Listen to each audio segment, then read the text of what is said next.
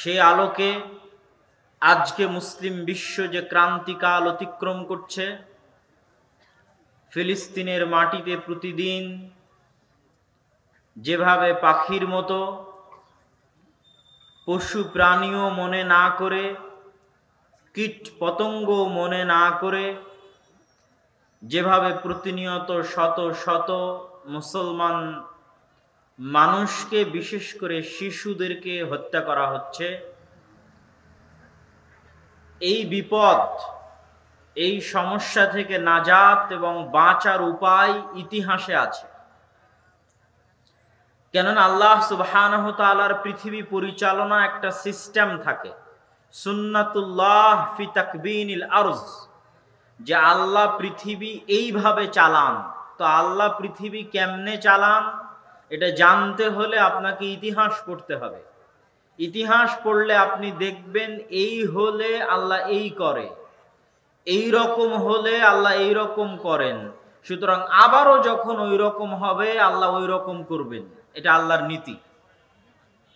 তো আজকে সারা মুসলিম বিশ্ব যে অবস্থায় আছে, এই অবস্থা থেকে যদি তারা বাঁচতে এবং উত্তরণ পেতে চায়, তাহলে তাদেরকে ইতিহাস জানতে হবে যে অতীতে কখন মুসলমানেরা এরকম কঠিন ভয়াবহ পরিস্থিতির মুখোমুখি হয়েছিল।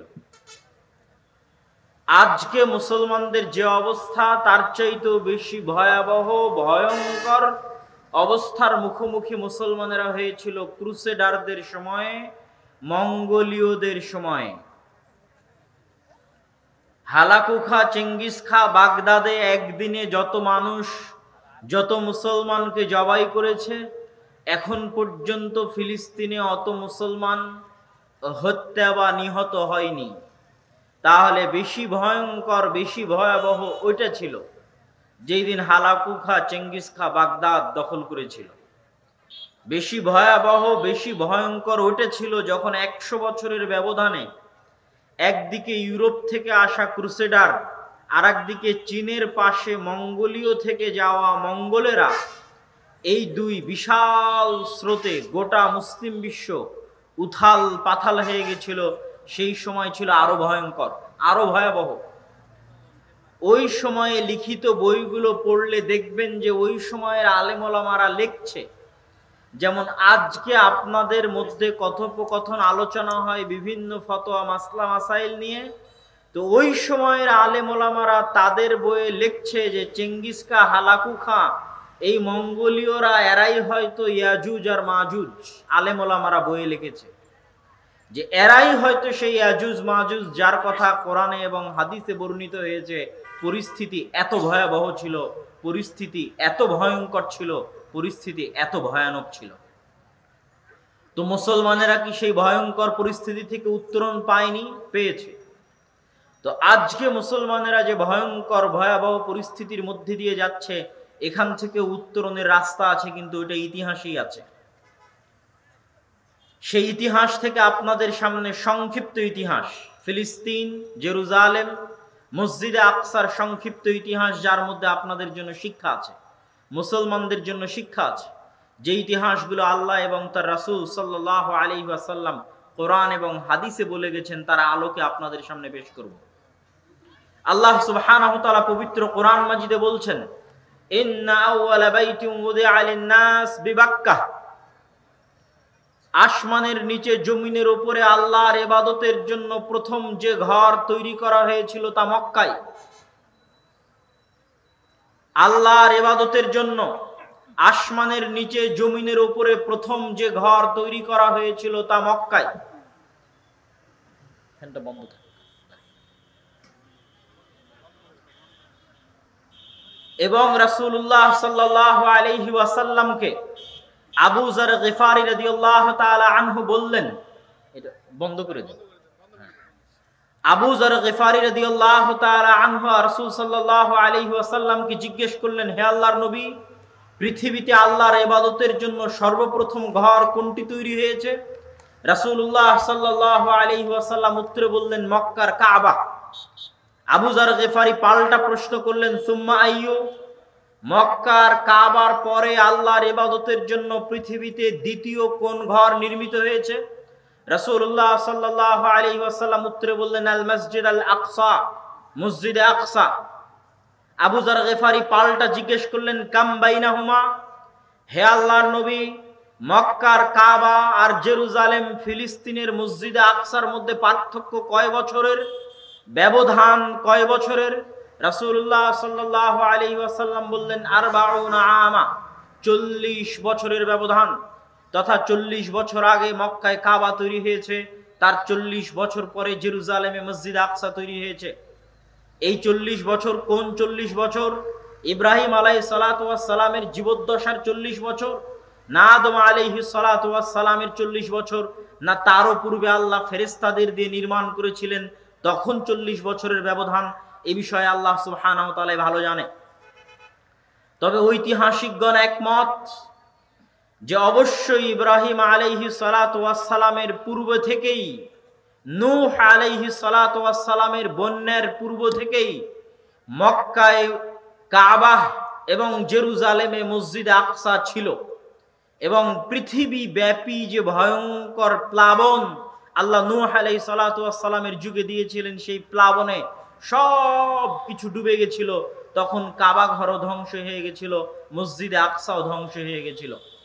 এই ধ্বংসাবশেষের উপরে নূহ আলাইহিস সালাতু ওয়াস সালামের পরে সর্বপ্রথম যিনি কাবা ঘর নির্মাণ করেন তিনি হচ্ছেন ইব্রাহিম আলাইহিস সালাতু ওয়াস সালাম। ইব্রাহিম আলাইহিস সালাতু ওয়াস সালামের সাথে যেমন কাবা ঘরের সম্পর্ক আছে, ইব্রাহিম আলাইহিস সালাতু ওয়াস সালামের সাথে তেমন জেরুজালেম মসজিদ আকসার সম্পর্ক আছে।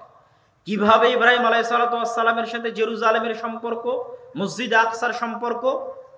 ইব্রাহিম আলাইহিস সালাতু ওয়াস সালামের জন্ম ছিল ইরাকে, ইরাকের ব্যাবিলন নগরীতে।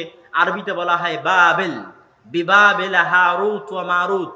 হারুত মারুতের যে বিখ্যাত কল্প কাহিনী আপনাদের মধ্যে প্রসিদ্ধ আছে, সেটা বাবেল শহরে, আরবিতে বলা হয় বাবেল, ইংরেজিতে বলা হয় ব্যাবিলন, যা ইরাকে, আজকের ইরাকে। সেখান থেকে নিজের পিতা আজর কর্তৃক বিতাড়িত হয়ে ইব্রাহিম আলাইহিস সালাতু ওয়াস সালাম আশ্রয় নিয়েছিলেন শামে, সিরিয়াতে।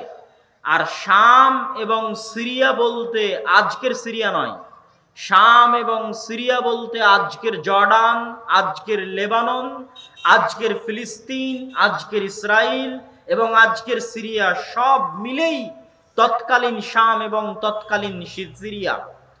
তথা আমার নবী যেমন মক্কা থেকে হিজরত করেছেন মদিনায়, আমার নবীর দারুল হিজরা ছিল মদিনা, ঠিক আমার নবীর আদি পিতা ইব্রাহিমের দারুল হিজরা ছিল জেরুজালেম, দারুল হিজরা ছিল সিরিয়া।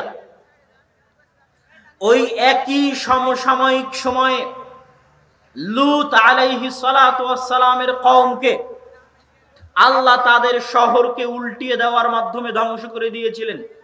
যেই জায়গাতে আল্লাহ শহর উল্টিয়ে দিয়েছিলেন ওই জায়গাতে এখন ডেড সি, মৃত সাগর আছে, জর্ডান এবং ইসরায়েলের সীমান্তবর্তী অঞ্চলে। তো লূত আলাইহিস সালাতু ওয়াস সালামের নগরীকে যখন আল্লাহ উল্টিয়ে দিলেন, তখন লূত আলাইহিস সালামকে বাঁচিয়ে কোথায় আশ্রয় দিলেন? ইব্রাহিমকে যেমন ইরাক থেকে পিতার অত্যাচার এবং জালেম বাদশাহ নমরুদের অত্যাচার থেকে বাঁচিয়ে জেরুজালেমে আশ্রয় দিয়েছিলেন, তেমনি লূত আলাইহিস সালাতু ওয়াস সালামের কওমকে ধ্বংস করে দিয়ে তাকে বাঁচিয়ে তার পরিবার পরিজন সহ তাকে আশ্রয় দিয়েছিলেন জেরুজালেমে। এই কথা আল্লাহ নিজে কোরআনে বলছেন। কি বলছেন? ওয়ানাজ্জাইনাহু ওয়া লূতান, আমি ইব্রাহিমকে আশ্রয় দিয়েছি, আমি লূতকে আশ্রয় দিয়েছি, ইলাল আরদিল্লাতি বারাকনা ফিহা লিল আলামিন, আমি ইব্রাহিমকে আশ্রয় দিয়েছি ওই মাটিতে, লূতকে আশ্রয় দিয়েছি ওই মাটিতে, যেই মাটিতে আমি সারা পৃথিবীর মানুষের জন্য বরকত রেখেছি। বলেন আল্লাহু আকবার। আল্লাহ কোরআনে বলছেন জেরুজালেমের মাটিতে সারা পৃথিবীর মানুষের জন্য বরকত আছে। ফিলিস্তিনের আল মসজিদ আল আকসার মাটিতে সারা পৃথিবীর মানুষের জন্য বরকত আছে।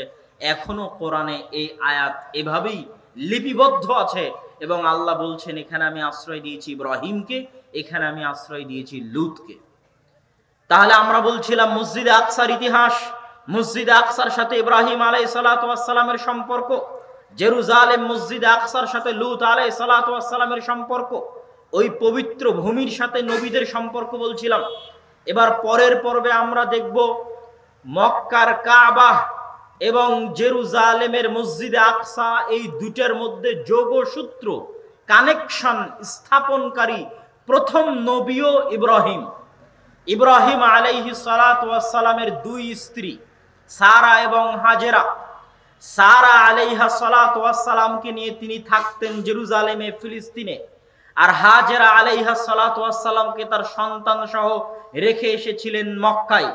তথা ইব্রাহিমের এক স্ত্রীর সন্তান ইসহাক লালিত পালিত হচ্ছে মসজিদে আকসার পাশে, আর ইব্রাহিম আলাইহিস সালাতু ওয়াস সালামের আরেক স্ত্রীর সন্তান ইসমাইল লালিত পালিত হচ্ছে কাবায়, মক্কার কাবায়। এবং ইব্রাহিম আলাইহিস সালাতু ওয়াস সালামের পরিবারে আল্লাহ সুবহানাহু তাআলা নবুয়ত দিয়ে দিয়েছেন কিয়ামত পর্যন্ত ইব্রাহিমের পরিবারের বাইরে আর নবী হবে না। এই বরকত ইব্রাহিমের পরিবার পেয়েছে এই দুই মসজিদ থেকে, মসজিদে আকসা থেকে আর মক্কার কাবা থেকে।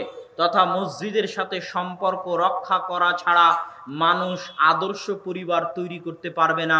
ইব্রাহিম আলাইহিস সালাতু ওয়াস সালাম আদর্শ পরিবার তৈরি করেছিলেন এক সন্তানকে এক মসজিদে, আর এক সন্তানকে আর এক মসজিদে। পৃথিবীর দুই শ্রেষ্ঠ মসজিদে তার দুই স্ত্রীর দুই সন্তান মরা পর্যন্ত, শেষ জীবন পর্যন্ত থেকেছে। ইসমাইল আর তার বংশধরেরা মুহাম্মদ সাল্লাল্লাহু আলাইহি সাল্লাম পর্যন্ত, আর ইসহাক আর তার বংশধরেরা ঈসা আলাইহিস সালাতু ওয়াস সালাম পর্যন্ত এই মসজিদের খেদমত করতে থেকেছে। সম্মানিত উপস্থিতি, এই জন্য আজও ইব্রাহিম আলাইহিস সালামের কবর, আজও ইসহাক আলাইহিস সালাতু ওয়াস সালামের কবর, আজও ইয়াকুব আলাইহিস সালাতু ওয়াস সালামের কবর ওই জেরুজালেমেই, ওই ফিলিস্তিনেই। এবং আমরা আরো ঘটনাক্রমে মুসা আলাইহিস সালাম পর্যন্ত যাব। তো এখানে ইব্রাহিম আলাইহিস সালাতু ওয়াস সালামের প্রথম স্ত্রী সারার সন্তান ইসহাক। ইব্রাহিমকে ইউরোপের লোকজন বলে আব্রাহাম। আব্রাহাম লিঙ্কন নাম শুনেছেন? আব্রাহাম মানে ইব্রাহিম। তারাও নবী ইব্রাহিমকে সম্মান করে। মিল্লাত ইব্রাহিমের দাবিদার পৃথিবীতে তিনটা ধর্ম,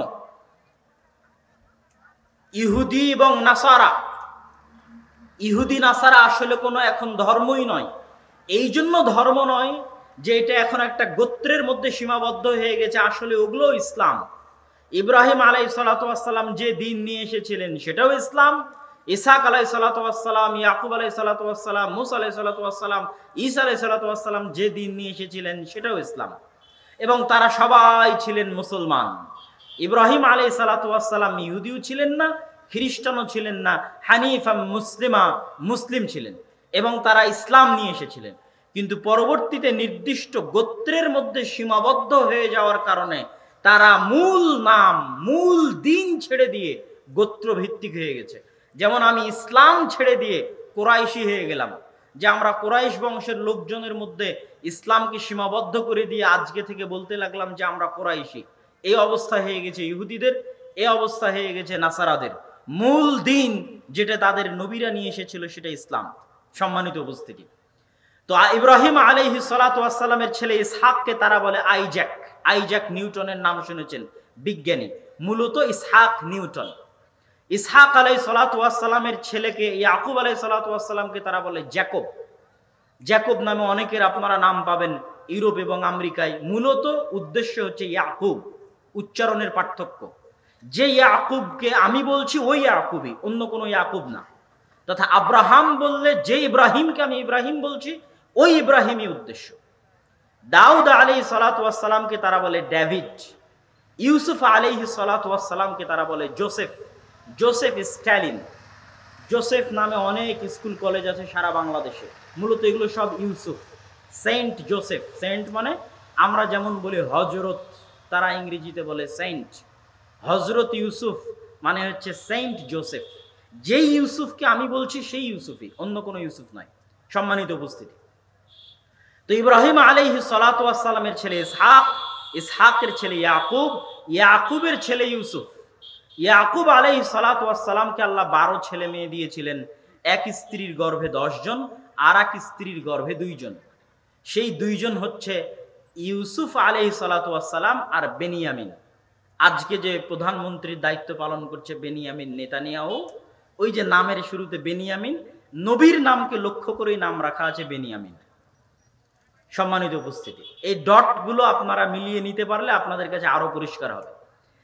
ইউসুফ আলাইহিস সালাতু ওয়াস সালামের ভাই হচ্ছে বেনিয়ামিন, 2 ভাই, আর হচ্ছে 10 ভাই। তো ইউসুফ আলাইহিস সালাতু ওয়াস সালাম স্বপ্নে দেখলেন 11টা তারকা সিজদা করছে। 11 তারকা মানে 11 ভাই, 11 ভাই তাকে সিজদা করছে। তারপরে লম্বা ঘটনা, এই লম্বা ঘটনা আমাদের উদ্দেশ্য নয়, আমাদের উদ্দেশ্য জেরুজালেম।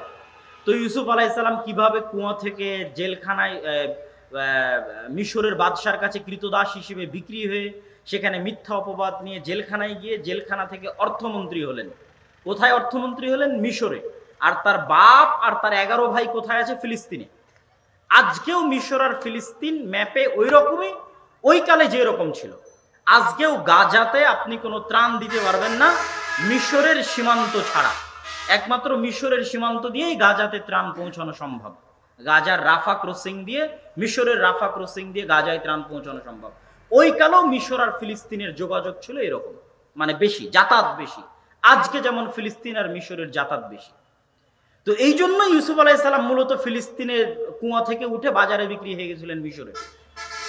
আর বাপদাদা ছিল ফিলিস্তিনে, ইয়াকুব এবং তার 11 ভাই।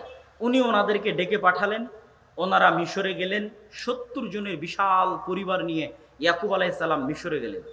200 এবং 250 বছর যাবৎ, ইউসুফ আলাইহিস সালামের মৃত্যুর পরেও 200-250 বছর যাবৎ ইয়াকুব আলাইহিস সালামের সন্তানেরা তথা বানু ইসরাইলেরা এই মিশরে সুখে শান্তিতে বসবাস করতে লাগলো, ক্ষমতার ভাগিদার হয়ে। তারপরে ফেরাউন যখন ক্ষমতা দখল করে নিল, এবার আসছে মুসা। তাহলে ইউসুফের প্রায় 400 বছর পরে মুসা, মনে রাখতে হবে।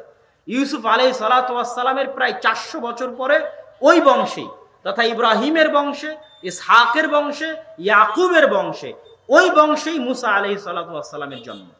তখন ফেরাউনের অত্যাচার চলতেছে 100-150 বছর যাবৎ। কি অত্যাচার? শিশু হত্যা। আজকে যেমন তারা টার্গেট করে শিশু হত্যা করছে ফিলিস্তিনের, একদম ইচ্ছাকৃতভাবে টার্গেট করে যে শিশু হত্যা করতে হবে, এইভাবে ফেরাউন টার্গেট করে ইচ্ছা করে শিশু হত্যা করত। আজকে যেমন তারা ইচ্ছা করে টার্গেট করে বানু ইসমাইলের, আমরা হচ্ছে বানু ইসমাইল, উম্মতে মুহাম্মাদি হচ্ছে বানু ইসমাইল, বানু ইসমাইলের মুসলমানের সন্তানদের টার্গেট করে হত্যা করতেছে শিশুদেরকে। ওই কালের ফেরাউন বানু ইসরাইলের সন্তানদের টার্গেট করে হত্যা করত। আল্লাহ সুবহানাহু ওয়া তাআলা মুসা আলাইহিস সালাতু ওয়াস সালামকে সেই ষড়যন্ত্রের মধ্যে থেকে বাঁচিয়ে তাকে নবুয়ত দিলেন। লম্বা ঘটনা, আমাদের টার্গেট জেরুজালেম। মুসা আলাইহিস সালাতু ওয়াস সালামের উপর যখন ফাইনাল অ্যাটাকে গেল ফেরাউন, মুসা আলাইহিস সালাম পালাচ্ছেন। পালাতে পালাতে সমুদ্রে রাস্তা তৈরি হলো 12টা। 12টা রাস্তা কেন? ওই যে ইয়াকুব আলাইহিস সালামের 12 সন্তান ছিল, 12 সন্তানের জন্য 12 রাস্তা। 12 রাস্তা দিয়ে সমুদ্র অতিক্রম করে যেখানে গেলেন সেটা সিনাই মরুভূমি। আজকেও লোহিত সাগরের ওই পারে ফিলিস্তিনের সাথে লাগানো গুগল ম্যাপে গেলে দেখবেন যে সিনাই মরুভূমি। ওই সিনাই মরুভূমিতেই তুর পাহাড় আছে, যেই তুর পাহাড়ে মুসা আলাইহিস সালাতু ওয়াস সালাম তাওরাত আল্লাহর পক্ষ থেকে রিসিভ করেছিলেন, পেয়েছিলেন, ওই সিনাই মরুভূমিতে আছে। আর মরুভূমি হওয়াতে কোনো পানি ছিল না, মরুভূমি হওয়াতে কোনো খাবার ছিল না। এই জন্য আল্লাহ পাথর ফেটে ঝর্ণা প্রবাহিত করেছিলেন তাদের জন্য। আসমান থেকে খাবার পাঠাতেন, মান্নার সালোয়া। আসমান থেকে মান্না সালোয়া কিভাবে আসতো? আসমান থেকে মান্না সালোয়া পাখির আকৃতিতে তাদের বাড়িতে আসতো। তারা পাখি ধরে সেটা জবাই করত, অথবা গাছে তারা কোনো পাত্র রেখে আসতো, সেই পাত্রে আসমান থেকে খাবার আসতো এবং সেই খাবার তারা ভক্ষণ করত। কেননা মরুভূমিতে কোনো খাবার উৎপাদনের ব্যবস্থা ছিল না। তো মুসা আলাইহিস সালাতু ওয়াস সালাম ফেরাউন ডুবে যাওয়ার পরে মিশরে ফেরত গেলেন না কেন? এখান থেকেই বুঝবেন জেরুজালেমের কানেকশন। মুসা আলাইহিস সালাতু ওয়াস সালাম মূলত মিশর থেকে পালিয়ে যাচ্ছিলেন না। মুসা আলাইহিস সালাতু ওয়াস সালাম মূলত ফিরে যাচ্ছিলেন ওই যে 400 বছর আগে তার আদি পিতা ইয়াকুব 70 জনের পরিবার নিয়ে ফিলিস্তিন থেকে মিশরে আসলো। তার দাদা, তার বাবা ইব্রাহিম, ইসহাক সব কোথায় বসবাস করত? সব ফিলিস্তিনে, জেরুজালেমে বসবাস করত। ইয়াকুব কোথায় বসবাস করত? ফিলিস্তিনে, জেরুজালেমে বসবাস করত। ওই নিজের বাপদাদার আদি ভিটায় ফিরে যাচ্ছিলেন, মিশর থেকে পালিয়ে যাচ্ছিলেন না। এই জন্য তিনি পুনরায় আর মিশরে ফিরে আসেননি।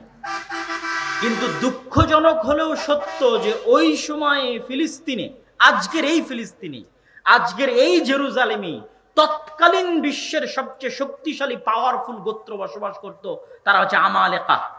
আজকে যেমন বিশ্বের সবচেয়ে শক্তিশালীরা দখল করে রেখেছে, তৎকালীন বিশ্বের সবচেয়ে শক্তিশালীরা দখল করে রেখেছিল। মুসা আলাইহিস সালামের উপর আল্লাহর আদেশ আসলো, যুদ্ধ করতে হবে, যুদ্ধ করে বিজয় করতে হবে জেরুজালেম। মুসা আলাইহিস সালাতু ওয়াস সালাম তার কওমকে বললেন, ইয়া কওমি দুখুলুল আরদাল মুকাদ্দাসাহ, হে আমার কওম, আল্লাহ তোমাদেরকে আদেশ দিয়েছে এই পবিত্র ভূমি জেরুজালেম বিজয় করতে হবে। উদখুলু, এই পবিত্র ভূমি জেরুজালেমে তোমরা প্রবেশ করো। আল্লাতী কাতাবাল্লাহু লাকুম, যেই মাটি, যেই ভূমি আল্লাহ তোমাদের জন্য লিখে রেখেছেন। যদি তোমরা এই যুদ্ধ থেকে পিছপা হও, ফাতানকালিবু খাসিরিন, তাহলে তোমরা ক্ষতিগ্রস্ত হবে। বানু ইসরাইলেরা কি বললো জানেন? বানু ইসরাইল বলে, ইয়া মুসা ইন্না ফিহা কওমান জাব্বারিন, মুসা, ওখানে তো দুনিয়ার সবচেয়ে শক্তিশালী মানুষজন বসবাস করে। আজকে যেমন বিশ্বের সবচেয়ে শক্তিশালী মানুষজন ওখানে বসবাস করে, তৎকালীন বিশ্বের সবচেয়ে শক্তিশালী মানুষজন ওখানে বসবাস করত। ওয়া ইন্না লান নাদখুলাহা হাত্তা ইয়াখরুজু মিনহা, এই বিশ্বের সবচেয়ে শক্তিশালী মানুষ, এরা যদি নিজে থেকে এই শহর না ছাড়ে, আমাদের পক্ষে সম্ভব নয় এই শহর বিজয় করা।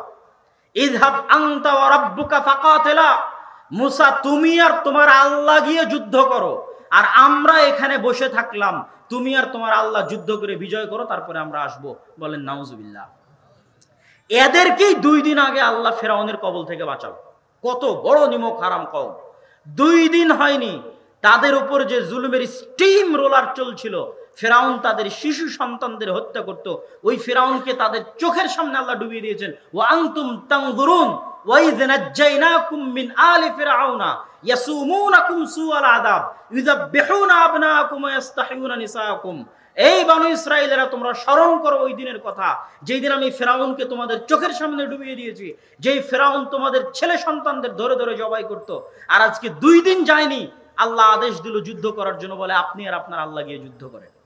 নাউজুবিল্লাহি মিন যালিক। এই জন্য আল্লাহ তাদেরকে চিরদিনের জন্য অভিশপ্ত বানিয়ে দিয়েছে। আরো যত সামনে যাবেন তত দেখবেন কেন আল্লাহ কোরআন মাজিদে তাদের জন্য বলেছে গায়রিল মাগদুবি আলাইহিম, অভিশপ্তদের রাস্তা চাই না। ইহদিনাস সিরাতাল মুস্তাকিম সিরাতাল্লাযীনা আন'আমতা আলাইহিম গায়রিল মাগদুবি আলাইহিম, অভিশপ্তদের রাস্তা চাই না। এই অভিশপ্ত এরাই, যাদের বর্ণনা আল্লাহ কোরআন মাজিদে দিচ্ছেন, এরাই সেই অভিশপ্ত। নবীদের সাথে এই ধরনের আচরণের কারণে তারা অভিশপ্ত হয়ে গেছে। আর এই কথাই সাহাবীরা বদরের দিন আল্লাহর নবীকে বলেছিলেন। যেই দিন বদরের দিন সাহাবীরা 313 জন ছিলেন, সেই দিন সাহাবীরা আল্লাহর নবীকে বলেছিলেন, আমরা মুসার কওমের মতো আপনাকে বলবো না যে আপনি আর আপনার আল্লাহ গিয়ে যুদ্ধ করেন। আপনি সাগরে ঝাঁপ দিতে বললে সাগরে ঝাঁপ দিব, আগুনে ঝাঁপ দিতে বললে আগুনে ঝাঁপ দিব। আপনার সাথে জীবনে এবং মরণে মুসার কওম, মুসার আলাইহিস সালাতু ওয়াস সালামের সাথে যা বলেছিল, আমরা আনসার এবং মুহাজিররা আপনাকে তা বলবো না। এটা উম্মতে মুহাম্মাদির বৈশিষ্ট্য। সামি'না ওয়া আতা'না, শুনলাম এবং মেনে নিলাম। সম্মানিত উপস্থিতি, যখন আল্লাহর এত দয়া, এত নেয়ামত থাকার পরেও চোখের সামনে পাথর ফেটে ঝর্ণা তৈরি হচ্ছে, চোখের সামনে জান্নাত থেকে খাবার আসতেছে, চোখের সামনে ফেরাউনকে ডুবে যেতে দেখলো, তারপরেও এত বড় নিমক হারামি মুসা আলাইহিস সালাম সহ্য করতে পারলেন না। মুসা আলাইহিস সালাতু ওয়াস সালাম আল্লাহর কাছে বললেন, আল্লাহ আর সম্ভব নয়, আমার জাতি থেকে আমাকে আলাদা করে দেন, আমি আমার আর আমার ভাইয়ের দায়িত্ব ছাড়া আমার জাতির দায়িত্ব নিতে পারবো না। ফাইন্নাহা মুহাররামাতুন আলাইহিম 40 সানা ইয়াতিহুনা ফিল আরজ, আল্লাহ তাদের উপর গজব নাজিল করলেন 40 বছরের। ওই সিনাই মরুভূমিতে 40 বছর যাবত ঘুরতে থাকবে, এটা তাদের জন্য আল্লাহ গজব দিয়ে দিলেন। এর মধ্যেই মুসা আলাইহিস সালাতু ওয়াস সালাম মারা গেলেন, এই 40 বছরের মধ্যেই। তো মুসা আলাইহিস সালাতু ওয়াস সালাম অন্তরে এই ব্যথা নিয়ে মারা যাচ্ছেন যে তিনি জেরুজালেমে প্রবেশ করতে পারেননি, পবিত্র ভূমিতে তিনি ঢুকতে পারেননি। প্রত্যেক মুসলমানের অন্তরে ব্যথা থাকা উচিত যে তারা মসজিদে আকসায় যেতে পারে না। প্রত্যেক মুসলমানের অন্তরে ব্যথা থাকা উচিত যে তারা জেরুজালেমে প্রবেশ করতে পারে না। সুলতান সালাহুদ্দিন আইয়ুবী এই শপথ করেছিলেন যে যতদিন তিনি জেরুজালেমের মসজিদে আকসায় 2 রাকাত সালাত আদায় না করবেন ততদিন তিনি মক্কা এবং মদিনায় হজের জন্য সফর করবেন না। এই কষ্ট তিনি অনুভব করতেন, এই কষ্ট তিনি ফিল করতেন যে আল্লাহর 3টা পবিত্র মসজিদের একটা পবিত্র মসজিদ, পৃথিবীর সবচেয়ে পুরাতন 2টা মসজিদের একটা পুরাতন মসজিদ, পৃথিবীর সকল নবী যারা দ্বীনের দাওয়াত ইসলামের দাওয়াত নিয়ে এসেছেন তাদের অধিকাংশই এই মসজিদের আশেপাশে থেকেছেন, উঠেছেন, বড় হয়েছেন। সেই মসজিদে আমরা যেতেও পারি না, সেই মসজিদে আমরা সালাতও আদায় করতে পারি না। এই কষ্ট আপনার থাকতে হবে, এই কষ্ট আপনার ছেলে মেয়ের মাথায় দিতে হবে, যেমন সুলতান সালাহুদ্দিন আইয়ুবীর অন্তরে এই কষ্ট ছিল। তো জেরুজালেমে ঢুকতে না পারার কষ্ট নিয়ে মুসা আলাইহিস সালাম মারা যাচ্ছে। কত বছর আগের ইতিহাস বলছি আপনাকে, অথচ আজকে মনে হচ্ছে বাস্তব। আজকের জেরুজালেমের সাথে মিলিয়ে দেখেন, এটা কত বছর আগের ইতিহাস বলছি। মুহাম্মদ সাল্লাল্লাহু আলাইহি ওয়াসাল্লামেরও কত বছর আগে, ঈসা আলাইহিস সালামেরও কত বছর আগে। কোথায় মুসা আলাইহিস সালাম? তখন মুসা আলাইহিস সালাতু ওয়াসসালাম আল্লাহর কাছে দোয়া করছে, বুখারীর হাদিস, ফাসাআলাল্লাহ আইয়ুদনিয়াহু মিনাল আরদিল মুকাদ্দাসা রামিয়াতা বিহাজারিন। মুসা আলাইহিস সালাতু ওয়াসসালাম মৃত্যুর সময় আল্লাহর কাছে দোয়া করলেন, আল্লাহ, আমার কওমের নিমক হারামির কারণে জেরুজালেমে প্রবেশ করতে পারলাম না, আপনি আমার মৃত্যুটা এই মসজিদে আকসা, এই বাইতুল মুকাদ্দাস, এই জেরুজালেমের এত নিকটে আমার মৃত্যু দান করুন, যেন জেরুজালেম থেকে মসজিদে আকসা থেকে একটা ঢিল নিক্ষেপ করলে আমার কবরে এসে পৌঁছে। কত বড় ব্যথা অন্তরে থাকলে একজন নবী এই দোয়া করতে পারে। মুহাম্মদ সাল্লাল্লাহু আলাইহি ওয়াসাল্লাম বলছেন, আমি যদি আজ ফিলিস্তিনের মাটিতে থাকতাম তাহলে তোমাদের দেখিয়ে দিতাম কোথায় মুসা আলাইহিস সালাতু ওয়াসসালামের কবর আছে। সম্মানিত উপস্থিতি, মুসা আলাইহিস সালাতু ওয়াসসালামের মৃত্যুর পরে, হারুন আলাইহিস সালাতু ওয়াসসালামের মৃত্যুর পরে নতুন নবী হলেন ইউশা বিন নুন। ইউশা বিন নুনকে ওই যে খিজির আলাইহিস সালাতু ওয়াসসালামের বিশাল লম্বা ঘটনা আপনারা জানেন, যে মুসা আলাইহিস সালাম একজন যুবককে সাথে করে নিয়ে খিজির আলাইহিস সালামকে খুঁজতে বের হয়েছিলেন। যেই যুবকের প্যাকেট থেকে, থলে থেকে মাছ বের হয়ে গেছিল, ওই যুবকই ছিল ইউশা বিন নুন। যখন বানু ইসরাইলদের উপর যুদ্ধ ফরজ হয় জেরুজালেম দখল করার জন্য, তখন তো কেউ যুদ্ধে যেতে রাজি না, কিন্তু 2 জন রাজি হয়েছিল। তার মধ্যে একজন ইউশা বিন নুন। এই 2 জন কি বলেছিল জানেন? এই 2 জন বলেছিল, আল্লাহ কোরআনে তাদের কথা বলছেন, গুরুত্বপূর্ণ না হলে তো আল্লাহ কোরআনে বলতেন না। قال رجلان من الذين يخافون أنعم الله عليهم ادخلوا عليهم الباب। ওই বানু ইসরাইলের মধ্যে 2 জন ব্যক্তি বলল, এই তোমরা কেন এই আমালেকা গোত্র শক্তিশালী পরাশক্তিদের দেখে কেন তোমরা ভয় পাচ্ছ? উদখুলু আলাইহিমুল বাব, তোমরা আল্লাহর উপর ভরসা করে জেরুজালেমের দিকে এগিয়ে যাও। ফাইদা দাখালতুমুহ ফাইন্নাকুম গালিবুন।